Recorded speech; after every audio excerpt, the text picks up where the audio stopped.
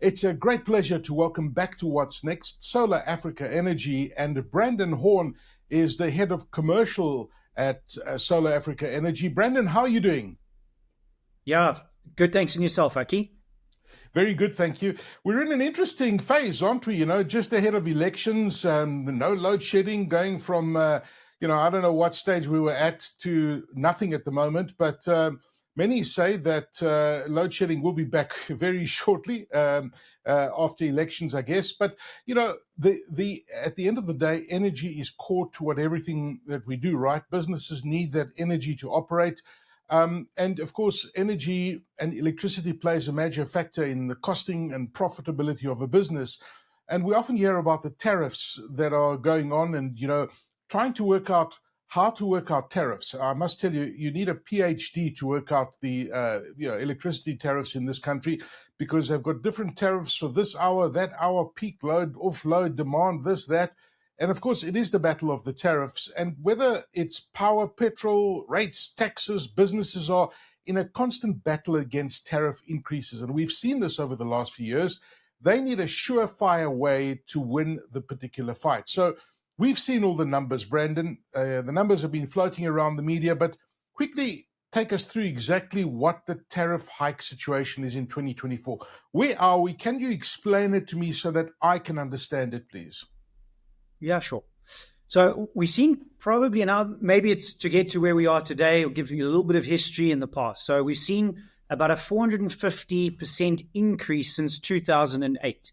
And that's 4 times the amount of when you look at it over a period of inflation. You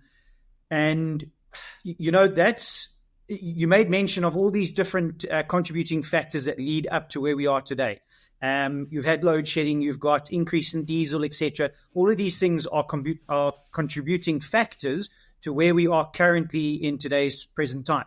And unfortunately, those tariffs have a direct implication on businesses. They have a direct implication on the consumer itself. And we all bear the brunt of every single time there's an increase. Eskom increases in 2023 were at 18.65%, and in 2024 they're sitting at 12.74%. Businesses are paying. It's going according to inflation, right? Annual inflation rates, not. Yeah. So the inflation, unfortunately, you would expect an increase in cost of goods, an increase in kind of living expenses, etc., to have an impact. But unfortunately, what's happening with Eskom is you've seen they've obviously got a standard overhead. So they need to make sure that they're able to pay salaries and keep a business afloat.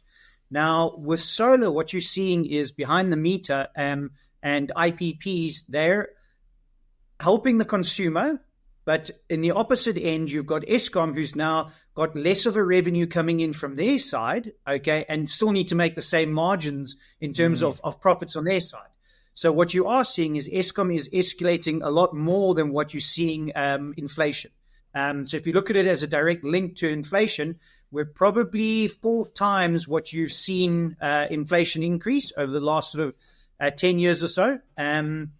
And just this year, in April, we've seen a 12.74% increase on Eskom rates, which businesses over the last 2 years are paying 34% more for their power than they did 2 years ago, which has a knock-on effect. Businesses now need to start looking for alternatives to keep their doors open. And how do you do that? What do you do if you have to pay your electricity? How do you stay afloat? How do you make sure that your consumers, that you're not passing all of these costs onto the consumer itself? Because at the end of the day, consumer can only pay X amount based on the increase that they're seeing in salaries, inflation, etc. So yeah, that's in a nutshell kind of where we are in the situation with Eskom tariff increases. Yeah, so that's a very interesting way of looking at it, because I was trying to figure out, there's been a massive adoption to solar, right? I'm seeing a lot more solar this year and last year than I did, say, 5 years ago, or even, before COVID started. And you hear of stories like some businesses and some of the malls that are generating, that installed solar, almost a decade ago, even 5 years ago, that the amount of electricity they're generating every month, sometimes can go into millions of rands worth of electricity, which is millions of rands that's not going into Eskom's account. So you're saying that Eskom is pushing up those tariff hikes because they need to meet the costs that they've got, because they're not Correct. getting that money from those suppliers. And what happens at the end of the day, those people who don't have alternative energy like solar, for example, are at a distinct disadvantage, because those businesses now are forking a lot higher amount for electricity per wattage hour, whatever you want to call it, than those who've got a hybrid system of solar and Eskom, for example. So it does make complete sense what you're saying. And, considering that tough operating environment that businesses are faced with, it all feels like a bit of doom and gloom when you look at that scenario. But you say that there is something you can do to combat these hikes. So I'm looking forward to your solution. So what can businesses do to combat this expense that is really killing a lot of businesses? Yeah. So I think South Africans by nature are very resilient. And I think what we've seen is companies over the past couple of years are looking at alternatives. Probably the most common alternative is what you've alluded to, is behind the meter, what we refer to behind the meter solar. So this would be on your physical premises of your business. So you'll either have a rooftop installation, a ground mount installation, or even a carport type installation. And this is one of probably the most popular forms of reducing your electricity. So you're getting daytime usage, and it really does go back to how you use your electricity. If you're a 24-hour operator, you have to try and shift around your operation to try and get the best benefits out of your solar that it only can produce during the day. And it produces in a bell curve. So you as the sun rises and as it gets to midday, you're kind of getting a better yield from your system, and you're generating more out of that system as the sun shines. So businesses have looked at changing the way they operate to try and get the benefit of what they've put down and behind the meter in terms of solar.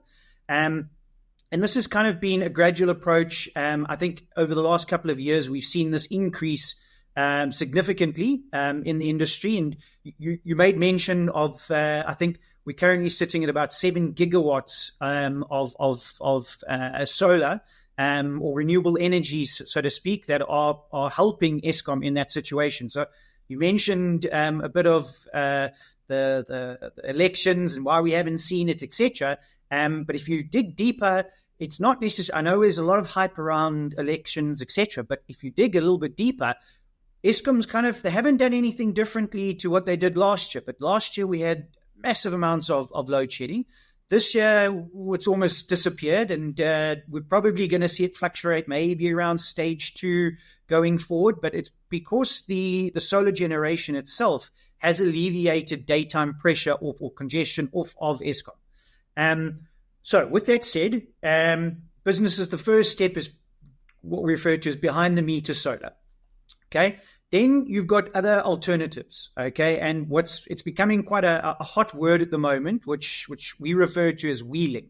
You're limited, and I'll give you an example. A business has a certain footprint. Okay. So they've got a square meterage where they've got their business operating, and they've got spare space to put solar. Okay. It could be a roof, carport, ground mount. This doesn't always supply them with all of their electricity needs. So they've got a shortfall. Now, they can't actually do anything more with what they've currently got on site because they're limited by space. Okay. And as a result of that, we then look at an alternative solution, okay, which we refer to as wheeling. And like I mentioned, it's becoming a hot topic. We're seeing sort of regulations being opened up. We're seeing banks become more lenient, etc. The behind the meter, and this all goes to also about how businesses can afford a solution. Okay.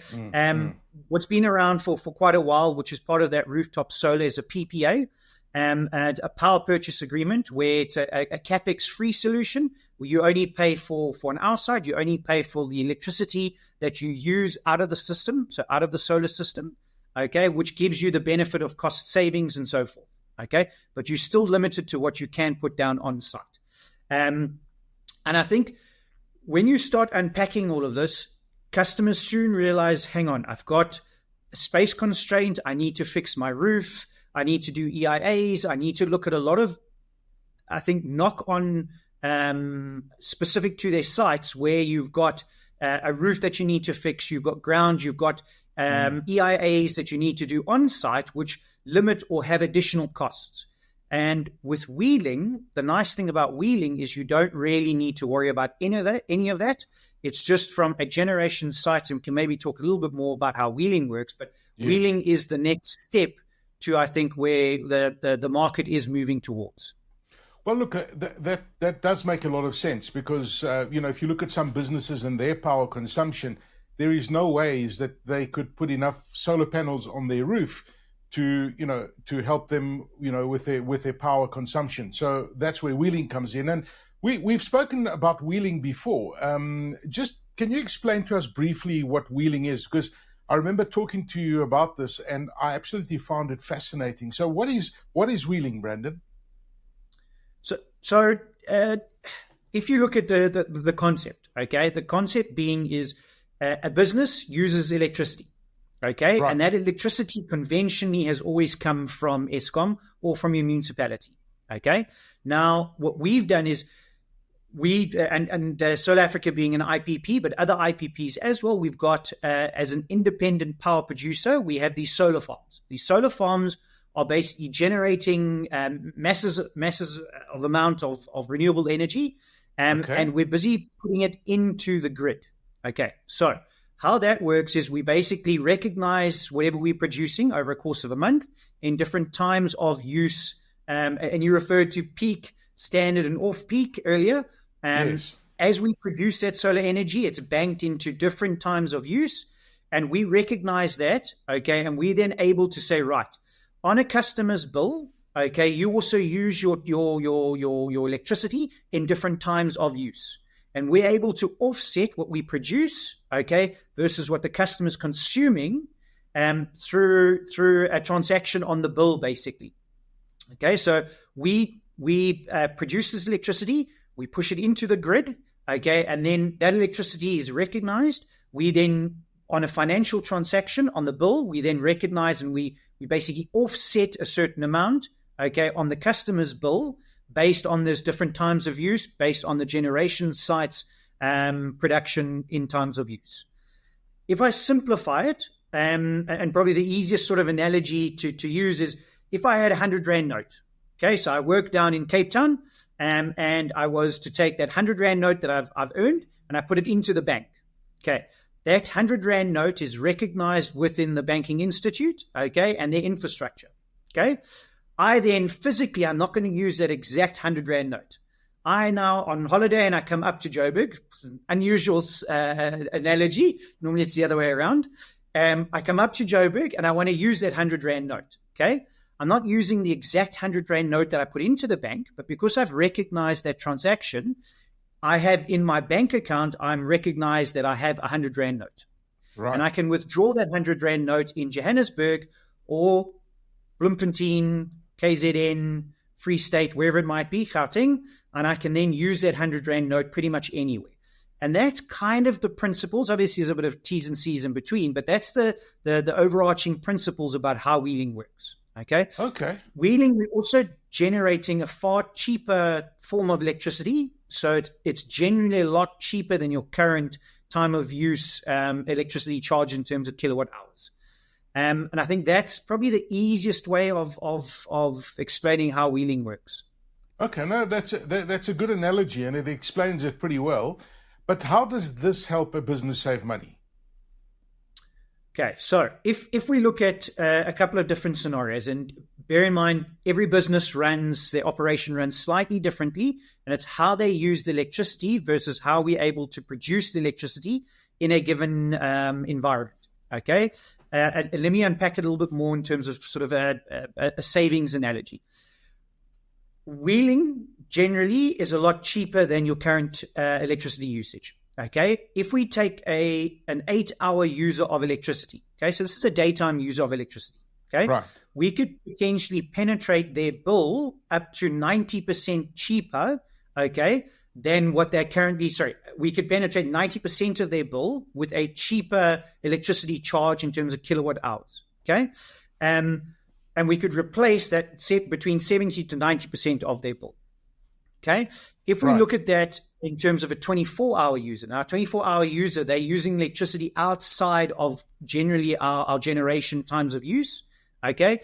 There we're looking at a penetration in terms of what we can offset of anything up to about 60 to 70%, depending on how they use their electricity through the 24 hours. This obviously all depends, and it's brought back into an agreement that we have. So we have an agreement with the customer, and these agreements are becoming more flexible as the industry changes. So a lot of them are dictated by how bankable these agreements are. So somebody needs to finance them, and as we're seeing the market sort of opening up, as we're seeing progression through wheeling, through municipals, through Eskom, etc., the conventional sort of agreement is anything from 10 to 20 years that we sign up a customer on a wheeling contract. But these are becoming more flexible, and as time progresses, we're going to see more leniency in terms of those agreements, probably coming down to a 5-year agreement that's more flexible as well. Okay. No, that sounds very interesting, and it's a different way of really saving costs in your business, and it's a real practical way of looking at your costs. Electricity is X amount, how much do we use a month? How much can we save? Where can we change the tariff? Because it's all about the tariff at the end of the day. Can you give us a practical example of how business could save money with wheeling? Yeah. So the analogy that I used with a 24-hour operator, okay, if their bill is anything between sort of 190 to 200 million, this is a course of a year, so an annual bill, okay, there you're looking at on first year savings alone by introducing wheeling, okay, and this is sort of with a 60% penetration into their profile, okay. Yes. You're looking at anything up to between 40 to 55 million rand saving just in year one by introducing wheeling onto, let's say, a 190 million rand bill. Okay, which is astronomical. That's a massive amount of savings, and it's probably, you're not likely to be able to get that savings anywhere else in the business by still running the current operation.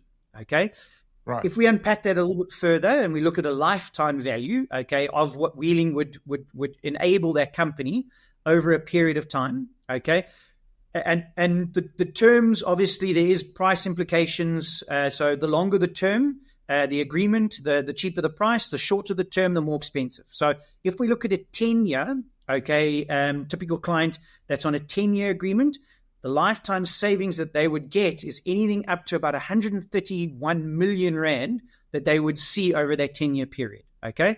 If we look at a 20-year agreement, there you're looking at up to 435 million rand, okay, that they would see as a result of applying wheeling into their electricity charges, etc. Look, there's a couple of T's and C's. This is obviously assuming that our escalations are working at a 7%, and you've got an escalation on Eskom's side at let's say 10%. But I mean, these are the numbers. We don't know where Eskom's going, so we have to make assumptions, and we can look at what Eskom's over the past sort of 10 years, what Eskom's increases have been, to kind of forecast what they would be going forward to give the customer sort of a better savings analogy. Yeah. And I think the ability to have a flexible contract and the way the market is going is only but going to provide a lot more benefit to the customer by going for a wheeling solution on site or wheeling solution for their business. And look, the reality is, I'm going to throw a curveball at you, which I think I know the answer to, but you're more, you're smarter than me with these kind of things. But the reality is that the current cost of electricity that we're paying is not going to come down from Eskom, right? I mean, when you look at the current tariffs, is there ever a chance that they will come down or not? It doesn't seem that way. Look, and I think this is, if we look a year and a half, 2 years ago, and everybody was predicting that load shedding is going to be around for many years still to come, etc. But I mentioned South Africans are very resilient. So as a result of that, we've seen a lot of businesses taking on-site solutions, so putting solar down, looking at different ways that they can reduce electricity charges, etc., which has alleviated the grid. Okay. Eskom's also started unbundling, as you're aware. So there's a lot of the businesses unbundling in 3 separate departments.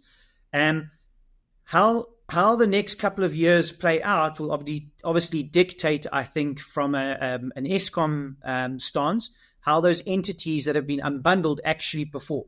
Okay, Right. But if we look at it and we're saying, if private users are generating more electricity, okay, and they're paying independent power producers for that, there's a loss of revenue coming in from Eskom's side, okay, and ultimately, if you're a generator or you got transmission, etc., there's the different business entities through that unbundling are going to either have to increase their prices, okay, to try and cover their overheads, okay, or ultimately they're going to fall by the wayside and a private institute is going to have to take over the generation side potentially. So I don't think we're going to see Eskom prices or utility prices decrease anytime soon. Okay. And I think what you mentioned earlier, where a lot of businesses have started over the past 5 years, started investing in solutions, being businesses are resilient. They've invested because they've foreseen sort of, in order to stay competitive, I need to reduce costs. Again, if I do it and my competitors don't, chances are I'm going to be able to employ all my staff continuously. So going back to your question, I don't think we're going to see a decrease in the prices anytime soon. If anything, we're going to see an increase in price, which is obviously going to result in customers looking for alternatives, which kind of brings us back to that loop where the conversation started again. What can businesses do? Yeah, and listen, I'm also an optimist, and I think that when you look at our current economy, we know that the economy is in trouble, but it's going to turn, and the growth rate will increase. And when growth rate increases, so does the demand for electricity increase as well. So we're going to supply more electricity into the system, and we're going to have to build more power stations and more alternatives to generate that power, because as the economy increases, so we're using more electricity to fuel that economy going forward. Now, coming back to wheeling, it's really quite a fascinating way of looking at electricity and paying for electricity, and it makes complete sense. But is it for every business, and what kind of business is it for, and what does a business need to do to see if wheeling is going to work for them? Because I get a sense that wheeling is for high industrial users, or am I wrong? So on the most part, so obviously we don't deal with sort of the residential side, and wheeling doesn't make sense for a wheeling for a residential type customer. On the commercial and industrial side and going up, generally your bill needs to be around 2 million rand a month. Okay, and that's just the electricity side of the bill. That's not if you with one of the municipalities, you're still going to get rates and taxes, water, all the rest that's going to be levied on there. So your actual electricity bill should generally be from a 2 million rand mark upwards, and it can go up to whatever figure. In order to get a proposal from us, we would ideally need 12 months worth of bills, or we would need load profile data. Okay, this gives us an understanding of how that business operates in terms of their electricity usage. So during peak period, what do they consume? During off-peak and standard, what do they consume? Because how it works is, and how we offset it is, we've got a generation site generating in different times of use. We map that profile to the customer's profile, okay, which then we're able to offset those generation times of use kilowatt hours with the customer's consumption time of use kilowatt hours. And that's our wheeling tool allows us to basically map and overlay our generation profile onto our customer's consumption profile, and gives us the best sort of returns based on time of use throughout the time of the year. Okay, making sure we don't over allocate, making sure that we're always staying within the parameters. That's generally the basis of how a business will go about it. And you normally need to be and like I mentioned, I think the landscape is changing.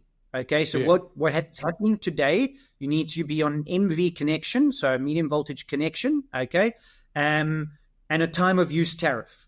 Okay, that's kind of the main entry points to being able to wheel. Okay, you can obviously apply to change that, so you can move your tariffs to different tariff structure, time of use, and obviously on the MV side, we're likely to see, as the market sort of progresses and as industry opens up, etc., legislation, we're likely to see that slightly change.